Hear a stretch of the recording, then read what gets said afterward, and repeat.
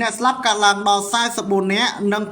279នាក់បាត់ខ្លួនក្រោយអគ្គិភ័យដ៏សាហាវឆាបឆេះអគារក្នុងទីក្រុងហុងកុងខណៈមនុស្ស3នាក់ត្រូវបានចាប់ខ្លួនហេតុការណ៍អគ្គិភ័យយ៉ាងសន្ធោសន្ធៅមួយបានឆាបឆេះប្លុកអគារលំនៅឋានកម្ពស់ខ្ពស់មួយកន្លែងស្ថិតក្នុងសង្កាត់តៃប៉ូទីក្រុងហុងកុងដែលជាឧបទ្ទវហេតុអគ្គិភ័យដ៏អាក្រក់បំផុតមួយមិនធ្លាប់មានក្នុងទីក្រុងមួយនេះក្នុងរយៈពេលជាច្រើនទសវត្សរ៍មកហើយដែលអាជ្ញាធរប្រកាសអាសន្នកម្រិតទី5នៅបានរៀបចំជំរកបណ្ដោះអាសន្នសម្រាប់ប្រជាជនដែលបាត់បង់ទីលំនៅតាមរយៈរបាយការណ៍ចុងក្រោយគិតត្រឹមព្រឹកថ្ងៃប្រហ័សនេះបានឲ្យដឹងថាអគ្គិភ័យដ៏សន្ធោសន្ធៅនេះបណ្ដាលឲ្យទូលលេខអ្នកស្លាប់បានកាត់ឡើងដល់44នាក់ខណៈមនុស្ស